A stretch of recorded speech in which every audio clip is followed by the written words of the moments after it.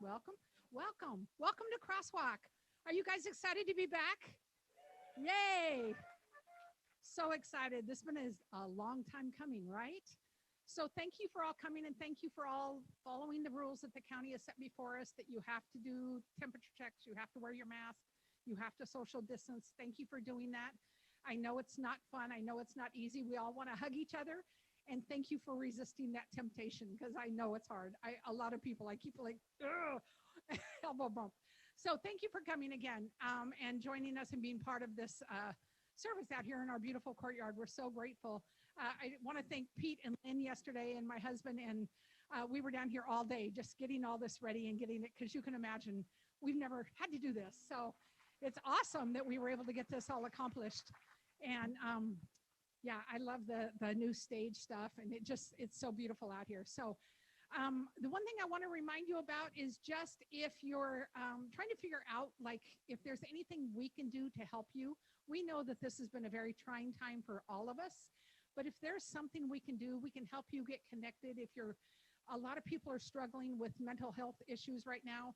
If we can help you with that, if we can get you some counseling, that would be awesome. Pete and I work a lot with COAD, which is Community Organizations Active in Disaster. And we've been hearing a lot how it's been so difficult for so many people, which we get. But we also get people are now seeing that they can now go out. And so they're saying, I'm not wearing a mask anymore because I've had my 2 shots. That is not true. You still need to wear your mask. You can still get COVID. You just won't get it as severe. So I just want to tell you, a lot of the meetings are wanting to come back. We're doing the same thing with them as we're doing for church. So we're excited to be able to open the doors again and to be able to have people back on campus. So thank you for that. Thank you for your ongoing prayers during this whole time. It's been difficult for everyone, and we get that. And we're just trying to figure out the safest way to do it for everyone. So again, let's worship God together. And one more thing, He has risen. Amen. Morning, everybody. It is so good to see you. Oh my gosh, so good to see you. It's been way too long. So thank you for being here. Want to make a couple words of note. First of all, thank you for masking up. And I want to just make a declaration because we're on live YouTube right now because we will take some heat if I don't say something. So our band members are socially distanced as much as possible with respect to where they are in their flu shots, their COVID vaccination. So we think we're being as safe as we can with them, and just wanted you to know that. So as long as they're on stage, they're cool, but they're going to be on stage the entire service. So you don't have to worry about them and they're breathing on you at all. Does that make sense? All right, the things we have to do for a while. So why are you here today? It's not for the free coffee and donuts this time. We know that. We're really glad that you showed up, but of course we're here on this day, not just because Crosswalk is finally open again, but because it's Easter. That wonderful refrain, He is risen indeed, just rings through. And I just wanted to set the stage with the text from Mark's Gospel. So Saturday evening when the Sabbath ended, Mary Magdalene, Mary, the mother of James, and Salome went out and purchased burial spices so they could anoint Jesus' body. Very early on Sunday morning, just at sunrise, they went to the tomb. On the way there, they were asking each other, who will roll away the stone for us from the entrance to the tomb? But as they arrived, they looked up and saw that the stone, which was very large, had already been rolled aside. When they entered the tomb, they saw a young man clothed in white robe sitting on the right side. The women were shocked, but the angel said, "Don't be alarmed. You are looking for Jesus of Nazareth, who was crucified. He isn't here. He is risen from the dead. Look, this is where they laid his body. Now go and tell his disciples, including Peter, that Jesus is going ahead of you to Galilee. You will see him there, just as he told you before he died." The women fled from the tomb, trembling and bewildered, and they said nothing to anyone because they were too frightened. The angel was basically communicating for Jesus. I'll meet you there. I'll meet you in Galilee. And we know from the other Gospels that Jesus met them in different places before that. And I wonder, are you open for Christ to meet you here today? Because if we really believe that God is with us, that God is alive, then maybe, just maybe some of us, maybe all of us, might catch a glimpse of the one who says, I'll meet you here. Let's pray together. God, as we come on this beautiful Sunday, Easter morning, we are so grateful that we have such reason to hope and such confidence that this hope will not disappoint. May your Spirit flow through here like a welcome breeze. May we rest our shoulders. May we relax. May we know we're home. May we know that you are here to meet us right where we are. May we have eyes to see, ears to hear, minds that are open, hearts that are soft. Be with us, God, as we move forward. Amen.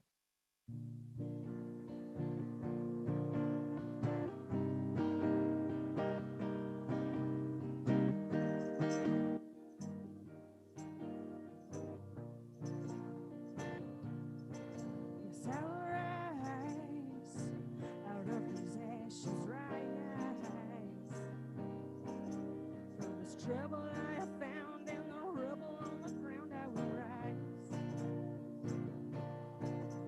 'Cause he who is in me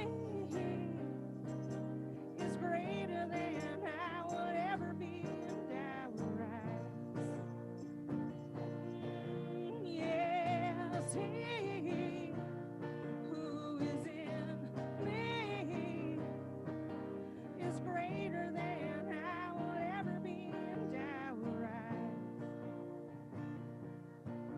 Sometimes my heart is on the ground, but hope is nowhere to be found. Love is a figment I once knew, and I hold on to what I know is true. Yes, I will rise out of these ashes, rise from this trouble I have found and the rubble on the ground. I will rise. Oh, yes, he who is in me is greater than I will ever be, and I will rise. Oh, yes, he who is in me is greater than I will ever be, and I will rise. Sometimes my heart is on the ground, but hope is nowhere to be found. Love is a figment I once knew, but I hold on to what I know is true. Yes, I will rise out of these ashes, rise from the trouble I have found, the rubble on the ground. I will rise. 'Cause he who is in me is greater than I will ever be, and I will rise. Yes, he who is in me is greater than I will ever be, and I will rise. But I keep on coming to this place that I don't quite know how to face. So I lay down my life and hope to die out. And somehow I might rise. 'Cause he who is in me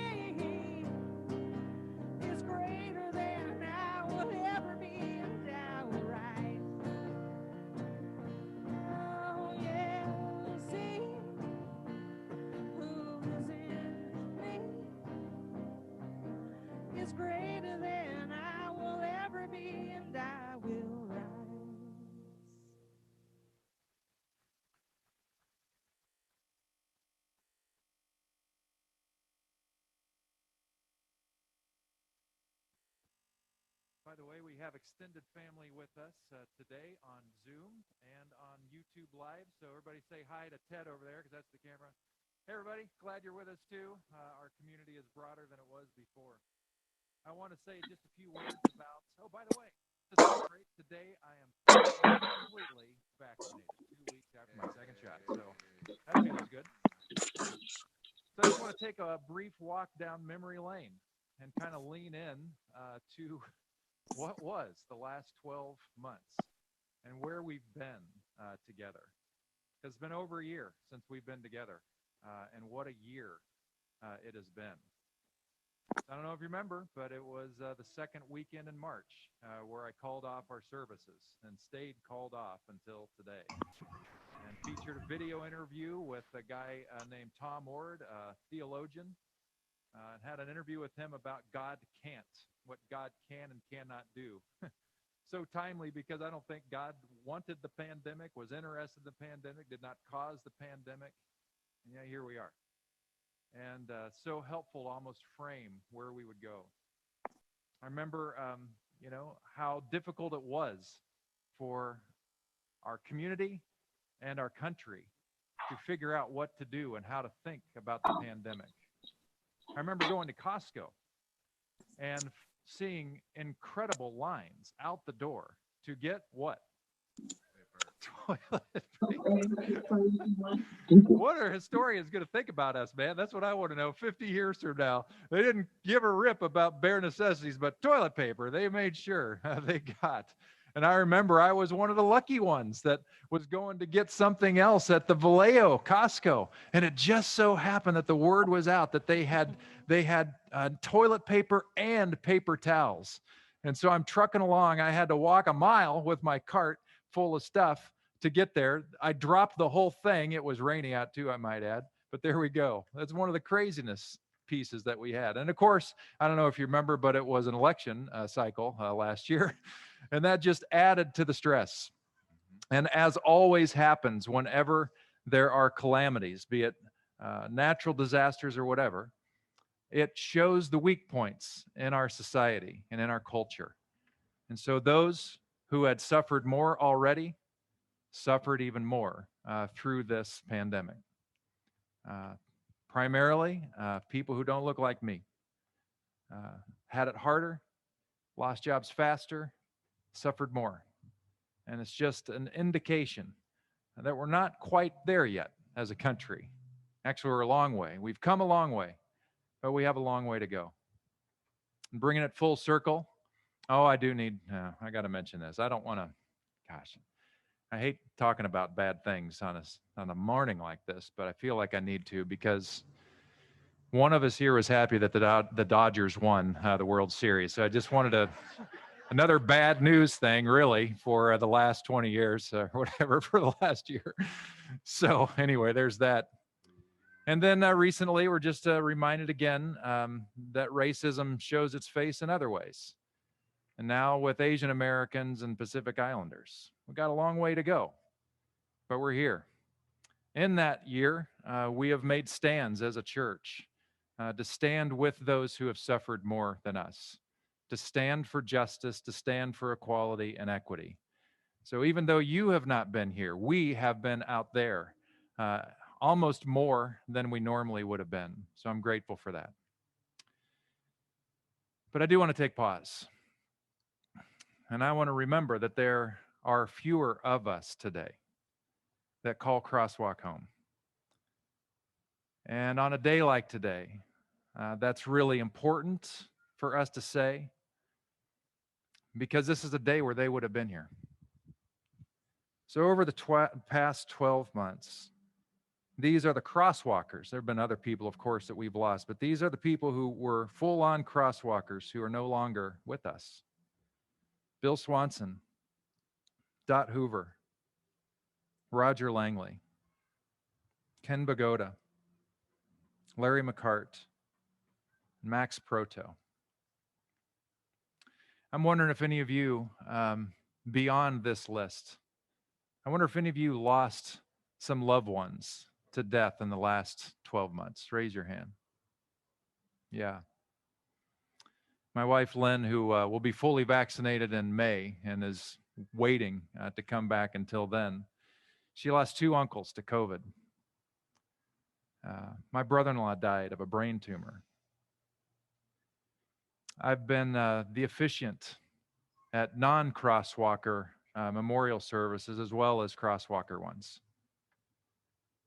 And if you've lost somebody this year, you know it has not been the same.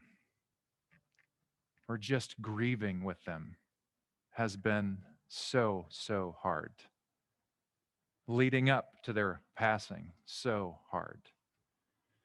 So I just want to take a moment to center, to breathe, to recognize where we've been, so that we might be more capable of moving forward with the power of the Spirit of God.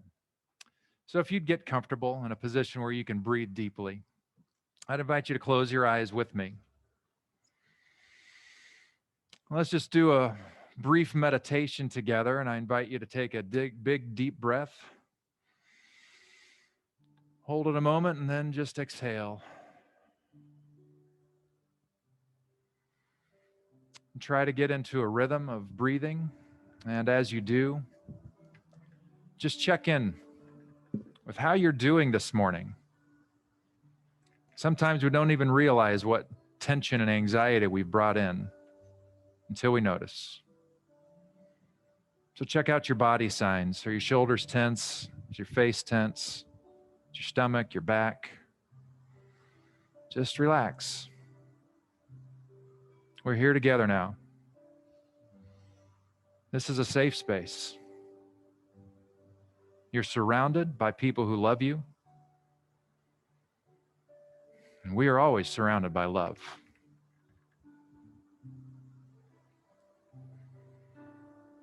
Check in with your emotional self.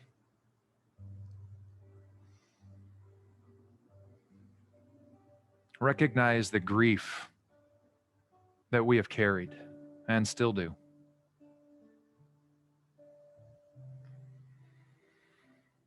Recognize the angst that is with us.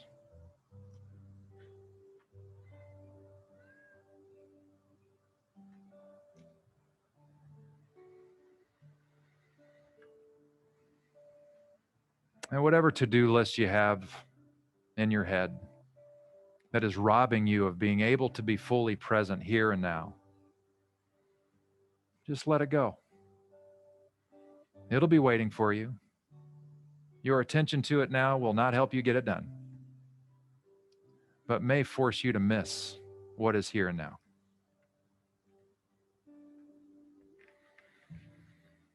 God, throughout this year, so many of us wondered, can we make it? Will we make it? Are we strong enough to make it? And in the quiet, with your whisper, you have reminded us of who we are. That we are more than we thought. We have more strength than we imagined. That we are not alone. All of these things we know because they are things that you say to us. Help us be here with you now to hear it all over again. Amen.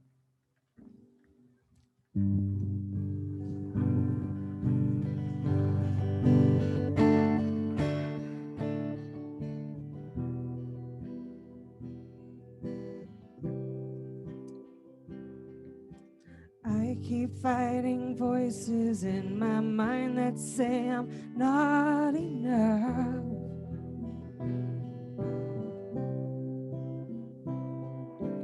Every single lie that tells me I will never measure up.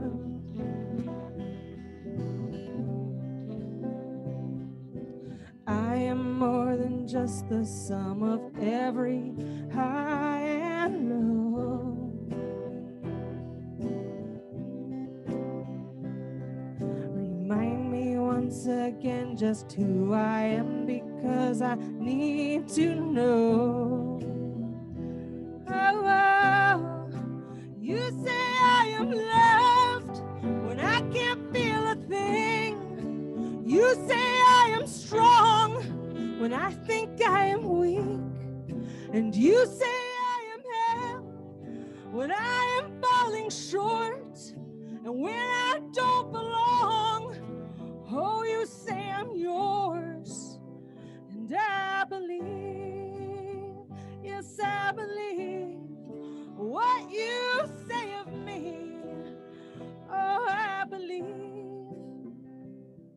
The only thing that matters now is everything you think of me.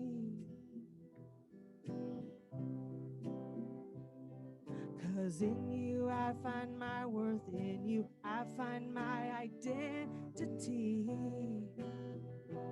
Oh, you say I am loved when I can't feel a thing. You say I am strong when I think I am weak. And you say I am held when I am falling short, and when I don't belong. Oh, you say I'm yours, and I believe, yes, I believe what you say of me. Oh, I believe, taking all I have and now I'm laying it at your feet. 'Cause you have every failure, God, and you'll have every victory. Oh, you say I am loved, but I can't feel a thing. You say I am strong, but I think I am weak. And you say I am held when I am falling short, and when I don't belong. Lord, you say I'm yours, and I believe, yes, I believe what you say of me. I believe. Oh.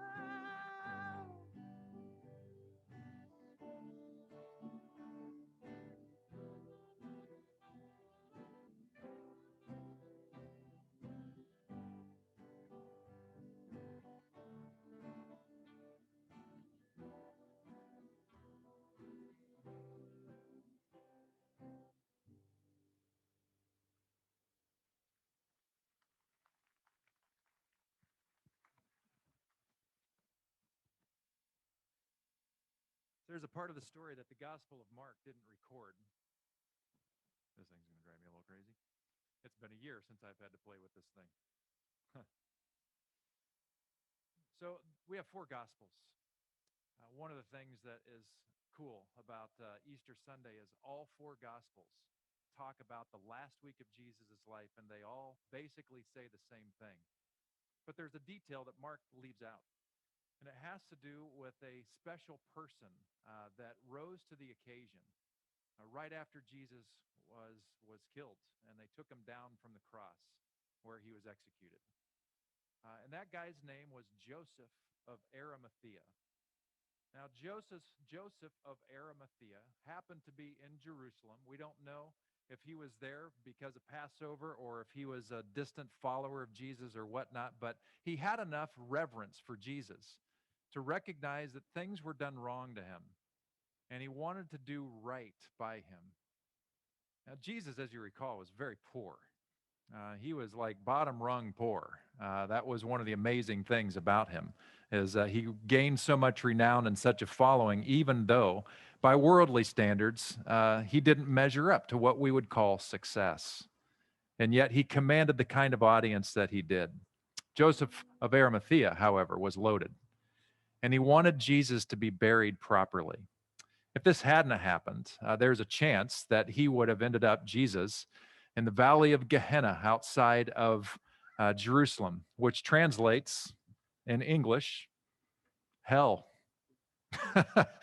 So can you imagine that? That Jesus' body may have been thrown into hell, the literal place right outside of Jerusalem, where the fires would burn. But Joseph of Arimathea chose not to let that happen. And for a tomb that he himself owned, decided to have his body placed in there instead. The reason I bring him up to you is because I want to celebrate some Joseph of Arimathea types that have been at Crosswalk in action, keeping this place going for 12 months because they need to be celebrated. I am probably going to miss some people. So if I do, please forgive me now. But I just want to do this because it's incredible that we are here and what has happened in the last 12 months. And it's because people pulled a Joseph of Arimathea maneuver. That's a thing that I just made up, but it's a thing now.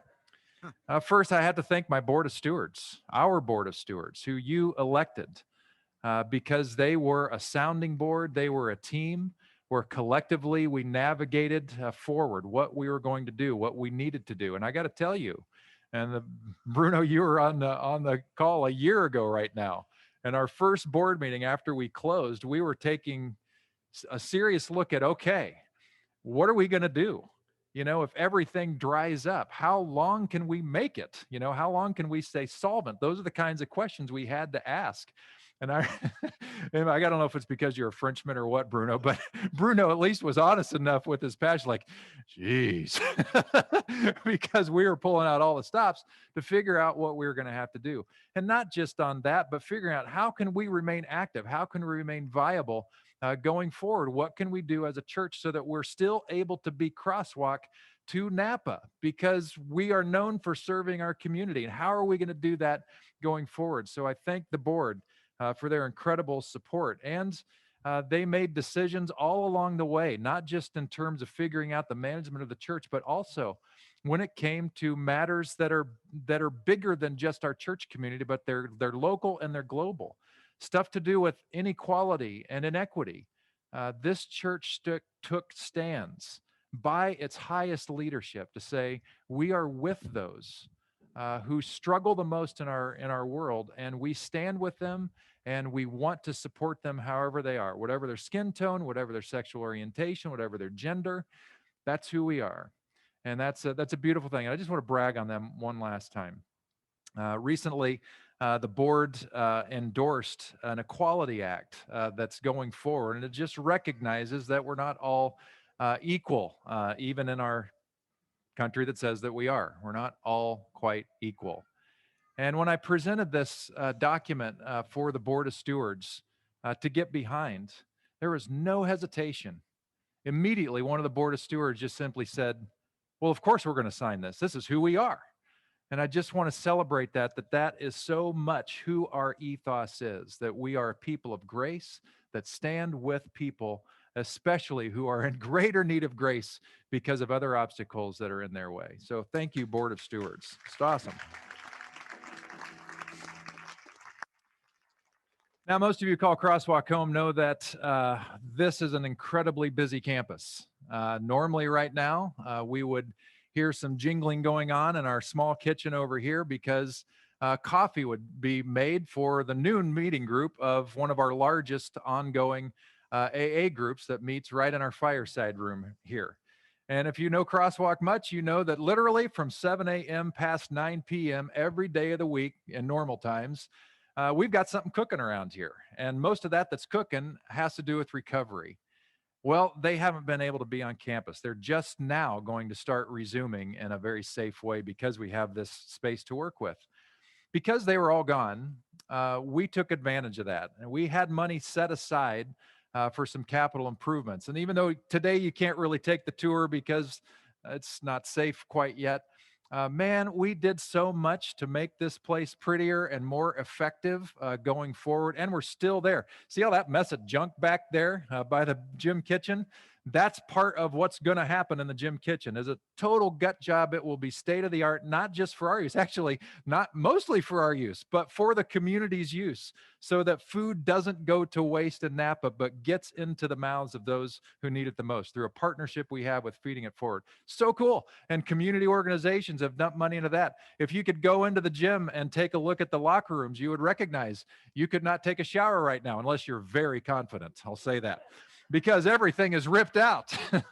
And we're totally remodeling that. Why? Because we all love to take showers after service? No, but because we are the evacuation site and we want to have good, clean, safe space for them. So we have been doing all kinds of work around here for that. And there are a few people that have just really risen to that occasion. Jim De La Santa, who's out of town today, Lauren Haas, Ben Newman, Ted Valencia.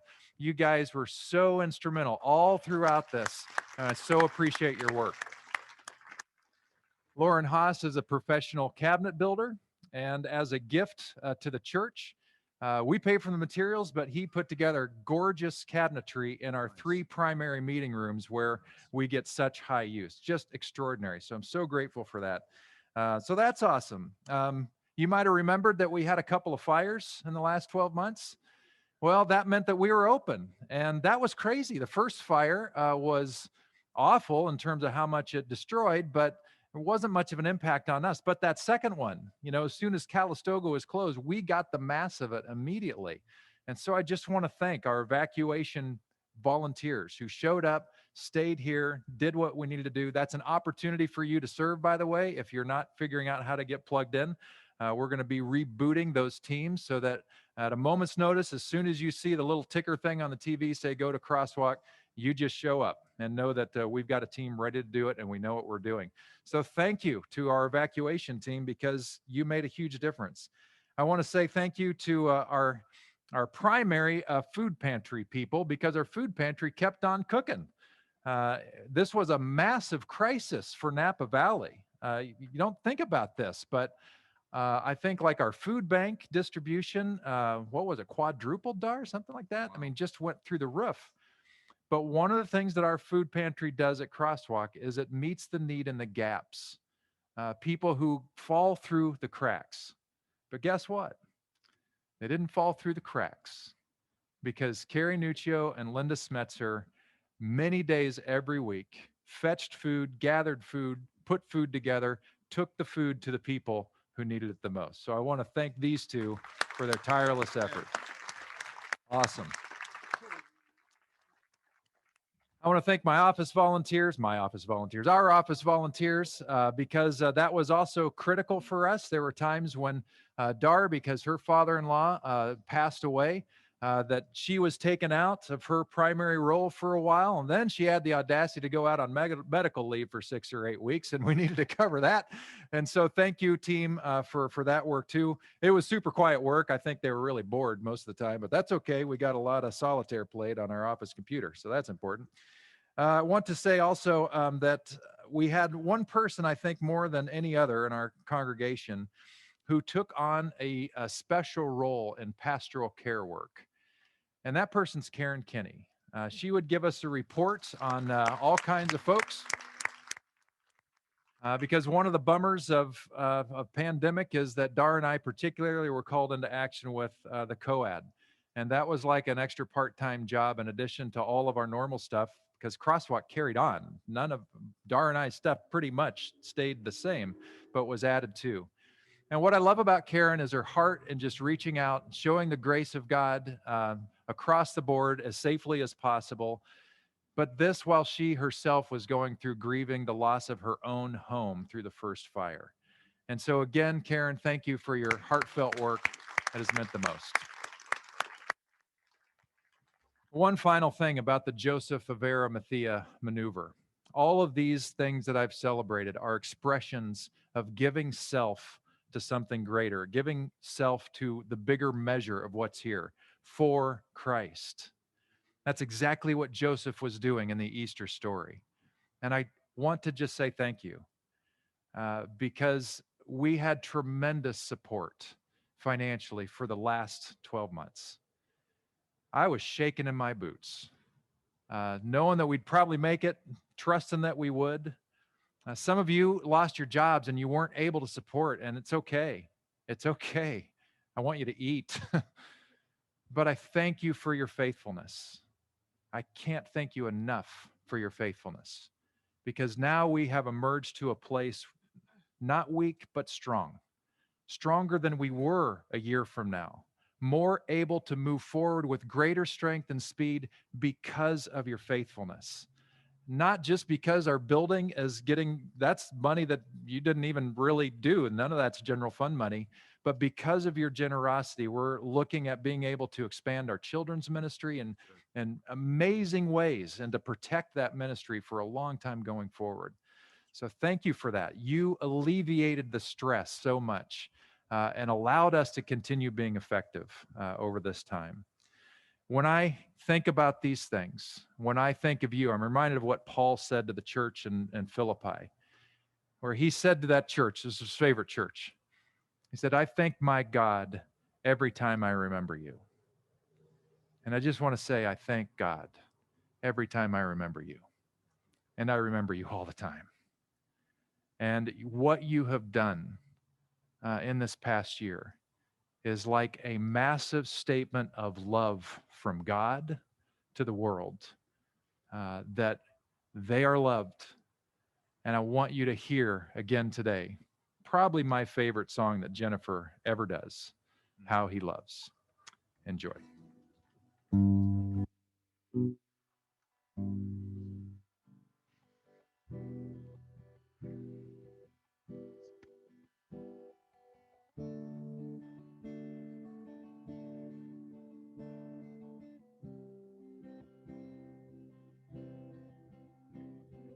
He is jealous for me. Love is like a hurricane. I am a tree bending beneath the weight of his wind and mercy. When all of a sudden I am unaware of these afflictions eclipsed by glory, and I realize just how beautiful you are and how great your affections are for me. Oh, how he loves us so. Oh, how he loves us. How he loves us so.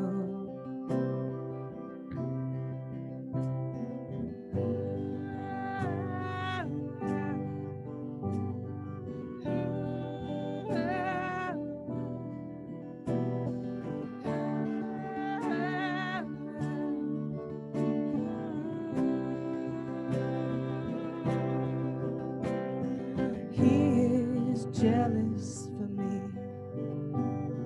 Love is like a hurricane. I am a tree bending beneath the weight of his wind and mercy. When all of a sudden I am unaware of these afflictions eclipsed by glory, and I realize just how beautiful you are and how great your affections are for me. Oh, how he loves us so. Oh, how he loves us. How he loves us so.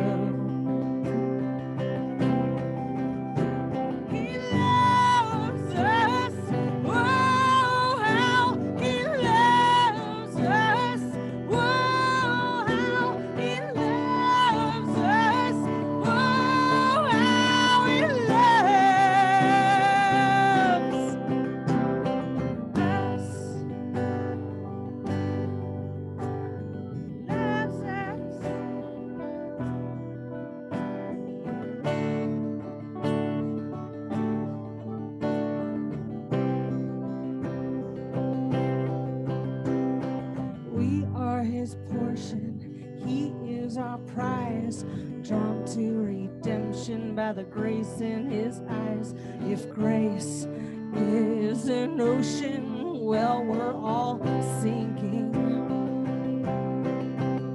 So heaven meets earth like a sloppy wet kiss. My heart turns violently inside my chest, and I don't have time to maintain these regrets when I'm thinking about he loves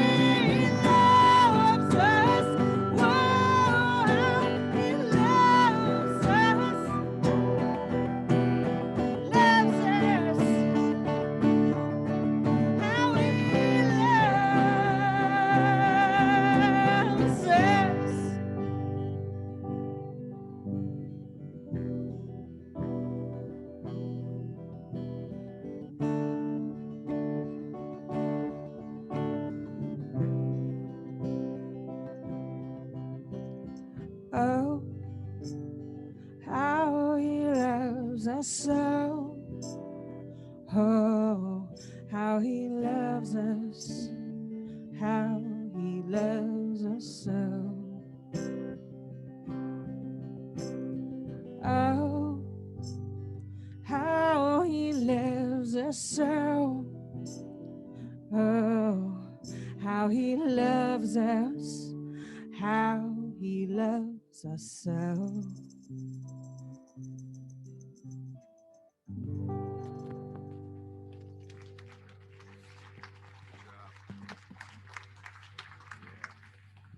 So we got one more song coming from the band in just a few minutes after I talk a little bit more. And I want to say thank you to two more groups or people. And one is the band, because right after we shut down, well, yeah. Literally within a week after we closed, the band came together and recorded a dozen songs so that you could have a taste of home. And then a month later, another dozen songs. And then a few months later, some more songs. So it's who you see here. It's our tech guys here who did all that work, and I just thank them for giving us that taste of home while we were away. So thank you again for them. And then the other person I want to mention, and I sometimes forget because I don't like to talk, believe it or not, I don't like to talk about myself a whole lot. I'm not saying let's thank me. that's not what I say. that would be incredibly tacky. But no, that's not what I'm doing. But we could. No, we weren't gonna. No, that's not it at all. I don't like to do that. And my wife is one who I think of my wife and I as one. But she did incredible things this last year, and I want to say thank you to her. She's maybe watching right now. I'm not too sure. Well, let me tell you why first. And the main reason why is because she has an amazing vision for space. And we first saw it in the youth room over here, which now Teens Connect calls home when they were able to meet.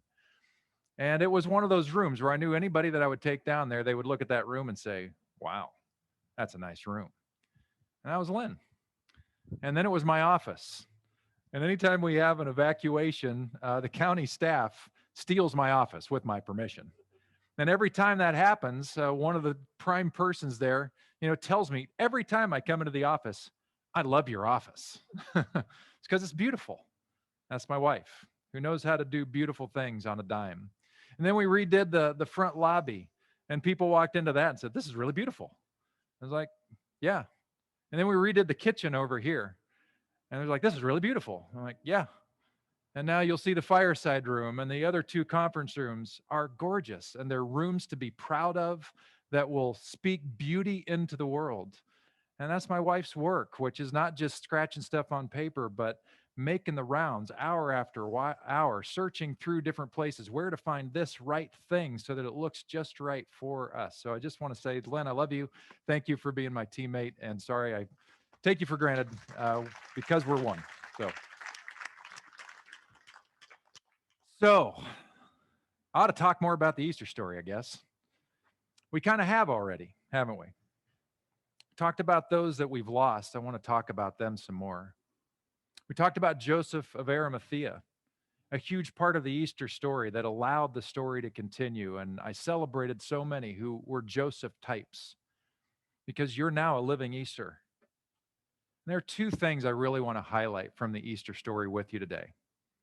The first is really obvious, but hard for us to fully appreciate. And that is that a guy was dead for 3 days, and then he was experienced alive again. Now, we are so comfortable with this story that it almost is like it's completely lost on us. Or we're so far removed from it that we wonder if it happened at all. So I want to talk on two levels just about that briefly. First, on our comfort level with it, and even our doubts, did it even happen? Especially if you attend Crosswalk, because I don't mind challenging some of the historicity of the biblical passages. I'm kind of known for it with some. And it drives some people crazy. And I don't do it just for sport, although it is good fun. But I do it because because I think when we understand the genre of the text that were written and the time it was written and how they thought about things, I think there are some parts of the Bible that we look at and say, well, that was history remembered. But it really needs to be thought of more, not all of it, but parts of it almost need to be looked at as historical fiction. Not that we cast the whole thing out, but we recognize that creativity entered the process. And so we have to wonder then, is there any validity to the story of Jesus being dead and then experienced alive again? And this is what I have to say about that. And I'll tell you why it matters in a moment. Pay attention that all four communities that each crafted their own variant of the biography of Jesus' life and his ministry, all four of them attested to its validity. They disagreed on other things, but on Holy Week, on this, no way. That's not enough though, because what if they, what if somehow an email went around and said, okay, we're all lined up on this, right? Okay, let's do it. Then maybe that would kind of ruin it for us. But that's not really it, because one of the most powerful statements to us actually is that we're here. I'm looking around, and my guess is that there are very few of you sitting here today that are Jewish. And you're almost all of you non-Jewish, which meant that the disciples' work worked. Leading up to that Easter morning, you know where the disciples were? They were cowering. They were hiding, probably in the very upper room where they had the Last Supper. And you know why they were cowering? Is because they thought they might be next.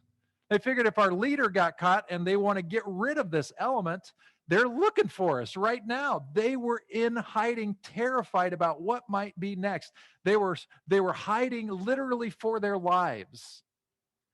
And yet something happened to them that not just took them out of hiding, but emboldened them to such a degree that they would go around and speak to other parts of the world, even non-Jewish parts. And they were so compelling with their language and their message that other people actually believed it. And then other people started to experience this otherness that we call the risen Christ themselves. This is extraordinary proof that something like what we're seeing happen. And the reason I say like happen is because we have our own ideas about what this looked like, which I'll get to in a second. But if you are just looking for some kind of confidence that this holiday actually stands on something of great significance, like a person being experienced alive again, I want to tell you, I have full confidence in that. I have no problem challenging shaky parts of Scripture and taking a look at them through a historical lens. And I'm telling you, I have absolute confidence in this, and it gives me such great hope. Because then we think about those crosswalkers that we've lost, and family members we've lost, and loved ones we've lost. It gives us a peace that truly passes understanding, because we know this is not the end. There is more. There is a hereafter. And the way Jesus described it is it's way better than here. And I don't say that to minimize here. I love this planet. I love life. I love the majesty of the creation all around us. Several people that I've been to before they passed over the years, especially when we've known that they were close. And if they had confidence in something next, and even if they didn't, frankly, I would often say something like this. I would invite them to imagine what the next thing might be like, what heaven might be like. And all of us have our fantasies, right? Some of you want to be on the beach. Some of you want to be in the mountains. Some of you are combining the mountains and the beach somehow. And the salt water becomes fresh so you can water ski easier. You have all kinds of weird things that you put in there, and people around you that you want. And they're generally beautiful expressions. But no matter who it is I'm talking to, I tell them this, that as good as you can imagine, it pales in comparison to what will be. because what will be is exponentially greater than we can possibly conjure. And Easter gives us great hope and confidence in that. It's lost on us a little bit because we're so familiar with the idea. I've been a pastor for 26 years. I've presided over a lot, hundreds of funeral services and memorial services. I cannot think of one service where somebody stood up and shook their head weeping and just said, well, this is it. That's the end of it. No, the tone of it in our culture, in our country, because of our roots, are overwhelmingly, yeah, there's more. We just kind of know there's more. Culturally, it's in the air. There's more. We're just so confident in it. And that's because the disciples were effective in their ministry. And that's because the Easter actually happened. So take confidence in that. Take confidence in that there's hope to be had for more. But the other thing I want to talk a moment about very briefly is the other piece of the story that I think we miss a little bit. And that has to do with what we can expect here and now. When I read that story at the beginning of the service, I said, it's kind of like Jesus through the angel is saying, I'll meet you there.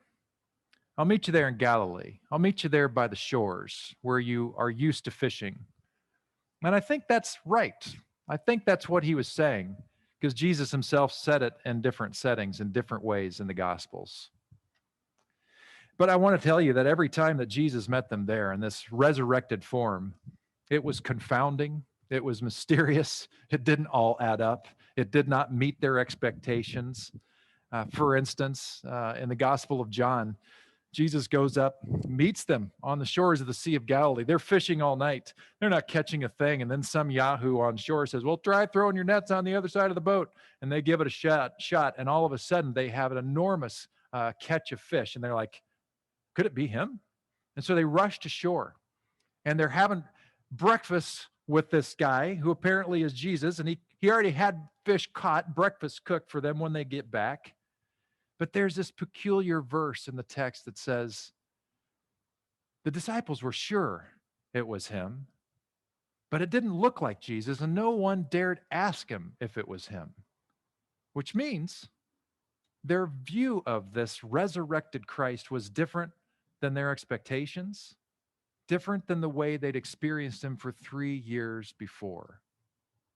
I think we need to own that a little bit and actually take hope in it. Here's my premise. Here's my thesis. I think the risen Christ is showing up all the time. I think he's already shown up for you 10 times today. I think the risen Christ is going to meet you there, wherever there might be. I don't even think God knows where the there will be, and I don't think it matters, because I think God's presence and the Spirit of God is absolutely everywhere at all times. Jesus could say to the disciples in an upper room, I'll see you in Galilee, and in a very real sense, in a resurrected Christ kind of way, already was in Galilee, because the presence of God is everywhere. My question for you is, do you know that the risen Christ will meet you there? And do you know where the there might be? Because we're not out of the woods. We're all wearing masks. We're sort of socially distanced, as good as we could come up with. It's going to get better. But after this is over, there will be another crisis. There will be another hardship. There will be jobs lost at times. There will be other illnesses. There will be death. There will be whatever that thing might be. And I guess my question for you is do you know that Christ will meet you there too? Because Christ just doesn't meet us when we choose to come on an Easter Sunday, but the risen Christ meets us wherever we are, just as we are, to meet us where we are. And that means in your grief. That means in your unknowing. And that means in your struggle. That means in your doubt. It means in your heartache. But it also means in your normal, boring everyday, while you're doing the dishes or doing your laundry or mowing the lawn, while you're talking to somebody on the phone that you talk to every day on the phone for work stuff, while you're taking the trash out, Christ meets you even there. Christ meets you in the joyful times of life, in your birthdays and your celebrations, because that's who God is. My question is, do you know that the message that the angel gave the women, by the way, who are going to take care of business on Easter Sunday, it's always the women who seem to be taking care of business. The women are the ones who get the message from Christ. They're the first ones in all four of the stories that hear first of the risen Christ. How cool is that in a day and age that which women were not treated very well? Do you recognize that just as the angel told the women, let the guys know I'll meet you there, that the same message is given to you and to me for us to know that no matter what, we're not alone, that no matter what, the presence of God is there to meet us wherever we are. Will you take solace in that and hope in that? Because like all the songs we've been singing so far today, they all add up in you are loved, you are supported, you are stronger than you know, because there is more going on than you. If you're new to this whole faith thing, I invite you to lean in. I invite you to trust it. Not because your decision in some way changes anything on God's side, but by choosing to enter into this whole faith thing of embracing who this Jesus is and what Christ is and what that means, and recognizing the love of God in your life, it changes everything for you. It changes everything for your hope quotient. It changes everything for your capacity to, even while you're going through hell, to be able, like the disciples did, to be able to sing songs of joy anyway, to know it's not over. This is the hope of resurrection, not just for an incredible heaven someday, but for an incredible God-filled life today. It is here for you now. And I invite you just to simply say yes to that and open up your life to this one that we call our deliverer from despair to hope and life. After this last song, I'll be back with you and we'll do what we do and sang the Lord's Prayer. But before the band plays, will you just shut your eyes with me for just a moment and take another deep breath? And just for a few seconds, can you allow the very presence of God to nudge your conscience?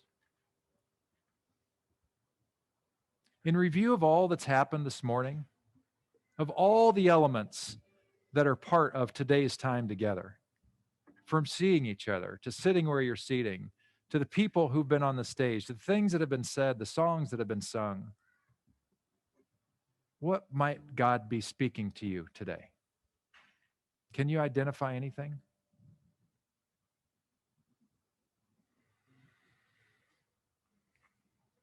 God, give us ears to hear. Give us eyes to see. Give us a mind that is open. Give us hearts that are soft, that we might have you experienced in our midst.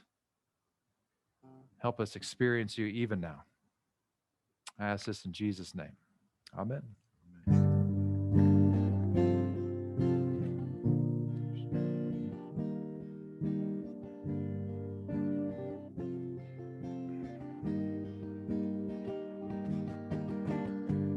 I was a drifter, had nowhere to go.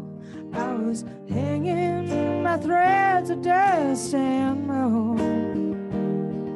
Every angel I knew was singing, please come home. But the melody was hard to sing along. God, you're my deliverer, the one who carries us. God, you're my deliverer, the one who carries us, carries us, carries us. I was on trial for everything I did, and there was no way I could make a stand and win. When you realize the verdict is already in, you let go of the brokenness within. There's only one who can ever stand and win. Oh God, you're my deliverer. The one who carries us. God, you're my deliverer. The one who carries us, carries us, carries us.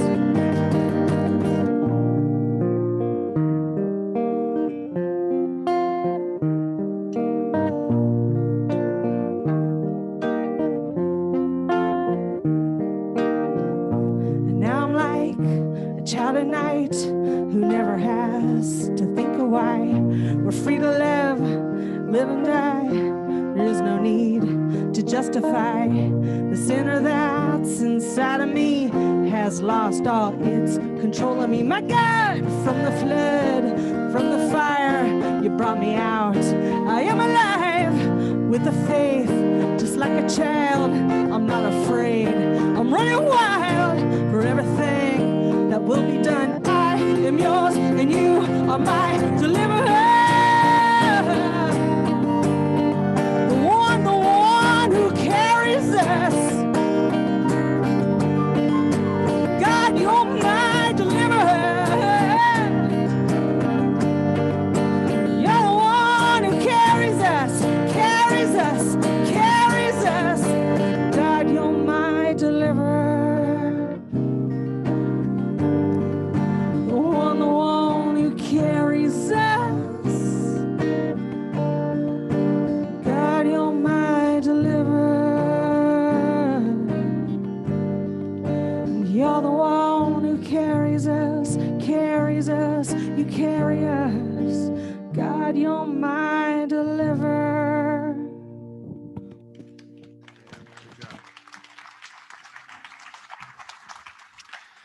Beautiful work, band. One brief announcement and then invite you to stand with me to say the Lord's Prayer. That is, if you're a family with kids who did your stuff, take everything home in the box. Just get the box back to Soul on the back table. My wife had fun putting those together, and we'll have something cool for you every week while we're together in this format until we can get back to children's ministry. So thank you for coming and all that. Let's stand together. And as we've been ending our services online with the Lord's Prayer. And this is a prayer of solidarity. It's a prayer of decision. It's a prayer of commitment to say we are with God in this prayer, which is a model prayer that Jesus gave us. Let's say it together. Our Father, who art in heaven, hallowed be thy name. Thy kingdom come, thy will be done on earth as it is in heaven. Give us this day our daily bread. Forgive us our trespasses, as we forgive those who trespass against us. Lead us not into temptation, but deliver us from evil. For thine is the kingdom and the power and the glory forever. Amen. Happy Easter, everybody. Thank you for coming. Hope you had a great experience. See you next week.